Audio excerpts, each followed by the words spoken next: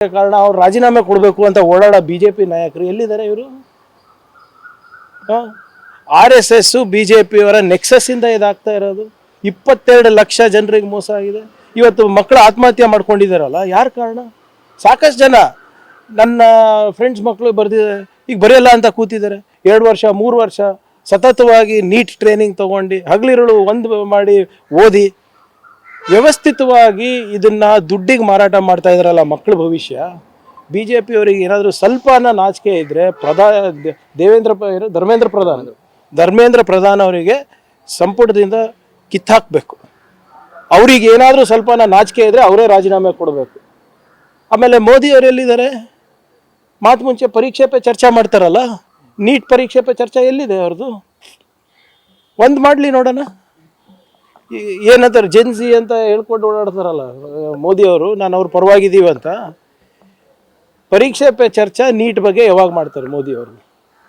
ಮತ್ತು ಅವರೆಲ್ಲ ಯಾರು BJPದವರೆಲ್ಲ ಹೇಳ್ತಾ ಇದ್ರಲ್ಲಪ್ಪ, RSS ಅವರು ಭಾಳ ಸಾಚ ಇದ್ದಾರೆ, ದೇಶಭಕ್ತರಂತ. ಇದಾ ದೇಶಭಕ್ತಿ ಅವ್ರದ್ದು? A1 A2 ನಿಮ್ಮ ಗಣವೇಶದಲ್ಲಿ ಲಾಠಿ ಇಟ್ಕೊಂಡು ಫೋಟೋ ತೆಗೆಸ್ಕೊಂಡು ಇವತ್ತು ಪೇಪರ್ ಮಾರಾಟ ಮಾಡಿದಾರಲ್ಲ, ಏನಂತಾರೆ ಅದಕ್ಕೆ? ಎಲ್ಲಿದ್ದಾರೆ ಇವತ್ತು? ಮೋಹನ್ ಭಾಗವತ್ ಅವರು, ದತ್ತಾತ್ರೇಯ ಹೊಸಬಾಳೆ ಅವರು ಪಾಕಿಸ್ತಾನ ಬಗ್ಗೆ ಮಾತಾಡ್ತಾರೆ, ಅಮೇರಿಕಾ ಬಗ್ಗೆ ಮಾತಾಡ್ತಾರೆ. ಇಲ್ಲಿ ನೋಡಿದ್ರೆ ಅವ್ರ ಪ್ರಚಾರಕರು ಮಕ್ಕಳ ಭವಿಷ್ಯ ಹಾಳು ಮಾಡ್ತಾ ಇದ್ದಾರೆ. ಇದಕ್ಕೆ ಅವರು ಉತ್ತರ ಕೊಡಬೇಕಲ್ಲ ಅವರು. ಸರ್, ದೇಶದಲ್ಲಿ ಎಕಾನಮಿಕಲ್ ಎಮರ್ಜೆನ್ಸಿ ಬರುವಂಥ ವಾತಾವರಣ ಕಂಡು ಬರ್ತಾ ಇದೆ. ವಿದೇಶದಲ್ಲಿ ಹೋದಂಥ ಮೋದಿ ಕೂಡ ನಾವು ಇಷ್ಟು ದಿನ ಮಾಡಿದ್ದೆಲ್ಲ ನಾಶ ಆಗ್ಬೋದು. ಏನು ಮಾಡಿದ್ದಾರೆ ಏನಪ್ಪ? ಇಲ್ಲಿ ಕಳೆದ 12 ವರ್ಷ 13 ವರ್ಷ ಮೋದಿಯವರು ಏನು ಮಾಡಿದ್ದಾರೆ ತಿಳಿಸ್ಬಿಡ್ಲಿ ಜನರಿಗೆ. ನಾನು ಅವತ್ತಿಂದ ಹೇಳ್ತಾ ಇದ್ದೀನಲ್ಲ, ಅಚ್ಚೇ ದಿನಿನ ಒಂದು ಶ್ವೇತಪತ್ರ ಹೊರಡಿಸ್ಲಿ.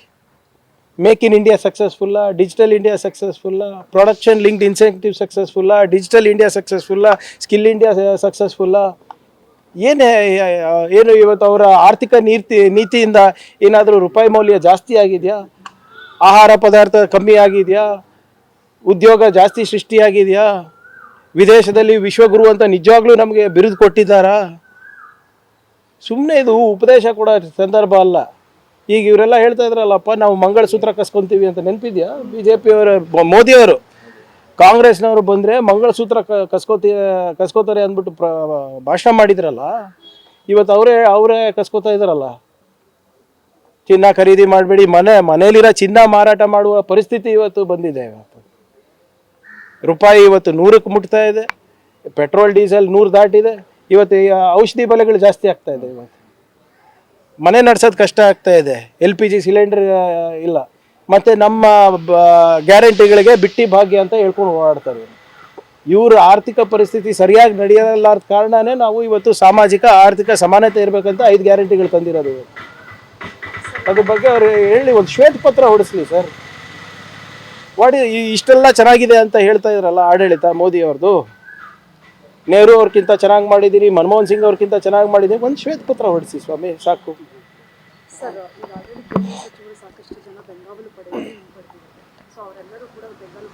ಎಲ್ಲ ನಾಟಕ ಮಾಡೋದು ಈಗ ನೋಡಿ, ಎಲ್ಲಾನು ನಾಟಕ ಅವ್ರದ್ದು.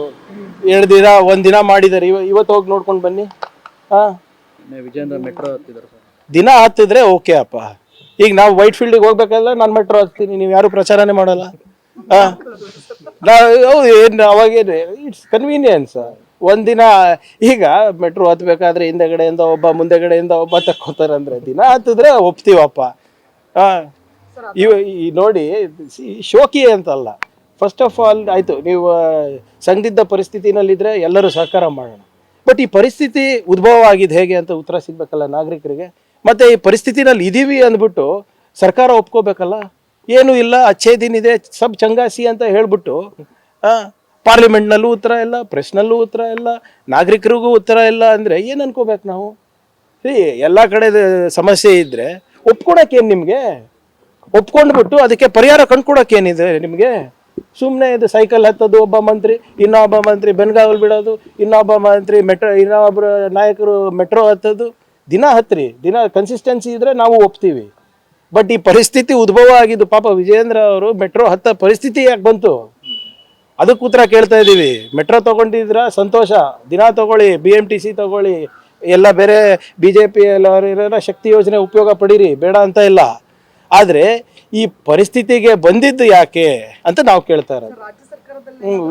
ವಿಜೇಂದ್ರ ಅವರು ಇರ್ಬೋದು, ನಾರಾಯಣ ಸ್ವಾಮಿ ಅವರು ಇರ್ಬೋದು, ಅಶೋಕ್ ಅವರು ಇವೆಲ್ಲ ಸರಳತೆ ಮಾಡ್ತಾ ಇದಾರಲ್ಲ, ಯಾಕೆ ಈ ಪರಿಸ್ಥಿತಿ ಯಾಕೆ ಬಂತು ಅವರಿಗೆ ನಮಗೆ, ಅದು ಕೇಳ್ತಾ ಇರೋದಲ್ವ ನಾವು. ಸರ್, ಈಗ ನಿನ್ನೆ ಮುಸ್ಲಿಂ ಯೂನಿಯನ್ ಸಂಘಟನೆಗಳೆಲ್ಲ ಒಂದು ಸಭೆ ಮಾಡಿದ್ದಾರೆ. ಸಮಾವೇಶದಲ್ಲಿ ಒಂದೇ ಒಕ್ಕರಲ ಅಭಿಪ್ರಾಯ, SIR ಗೆ ಅವಕಾಶ ಕೊಡಬೇಕು. ಈಗಾಗಲೇ ಮಾತನಾಡಿದೆ ಗೌಡ್ರೆ, ಅಲ್ಲ, ಸರ್ಕಾರ ಸ್ಟ್ಯಾಂಡ್ ಏನು ಅಂತ ಹೇಳಿದ್ರು. ಅದನ್ನು ಸಾಧನ ಸಮಾವೇಶ ವಿಚಾರವಾಗಿ ಯಾವ ಪುರುಷಾರ ಆಯ್ಕೆ ಮಾಡ್ತಿದ್ದಾರೆ, ಪಿಂಚಣಿಯವರಿಗೆ ಕರೆಕ್ಟಾಗಿ ಪಿಂಚಣಿ ಕೊಡಕ್ ಆಗ್ತಿಲ್ಲ ಸರ್ಕಾರ ಅಂತ ಅಶೋಕ್ ಅವರು ಕಿಡಿಕಾಡಿದ್ದಾರೆ.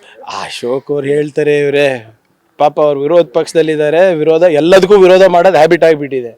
ಕರೆಕ್ಟಾಗಿ ಅಂಕಿ ಅಂಶಗಳು ಕೊಟ್ಟು ಹಿಂಗೇನಾದರೂ ಮಾಡಿದ್ರೆ ಏನೋ ನಮಗೆ ಪ್ರಶ್ನೆ ಕೇಳಿದ್ರೆ ಉತ್ತರ ಕೊಡ್ಬೋದು. ಅಸೆಂಬ್ಲಿ ಟೈಮ್ನಲ್ಲಿ ಸುಮ್ಮನೆ ಇರ್ತಾರೆ. ಅಸೆಂಬ್ಲಿ ಇದ್ದಾಗ ವಾಕೌಟ್ ಮಾಡ್ತೀವಿ, ಬಾವಿಗೆ ಬೀಳ್ತೀವಿ ಅಂತಾರೆ, ಅಲ್ಲಿ ಯಾಕೆ ಚರ್ಚೆ ಮಾಡಲ್ಲ? ಇವೆಲ್ಲ ನೋ ಕಾನ್ಫಿಡೆನ್ಸ್ ಮೋಷನ್ ಮೂವ್ ಮಾಡಲಿ, ಯಾರು ಬೇಡ ಅಂದಿದ್ದಾರೆ? ಸುಮ್ಮನೆ ಇವೆಲ್ಲ ಹೆಡ್ಲೈನ್ ಬರಲಿಕ್ಕೆ, ಬ್ರೇಕಿಂಗ್ ನ್ಯೂಸ್ ಕೊಡಲಿಕ್ಕೆ ಮಾತುಗಳು. ಈಗ ಹಂಗಿದ್ದಿದ್ರೆ ಮತ್ತೆ ಯಾಕಪ್ಪ ಎಲ್ಲ ಇರೋ ಬರೋ ಬೈ ಎಲೆಕ್ಷನ್ ಎಲ್ಲ ಗೆದ್ದಿದ್ದೀವಲ್ಲ ನಾವು. ಸಂಪೂರ್ಣ ನ್ಯೂಸ್, ಇದು ನೊಂದವರ ಧ್ವನಿ.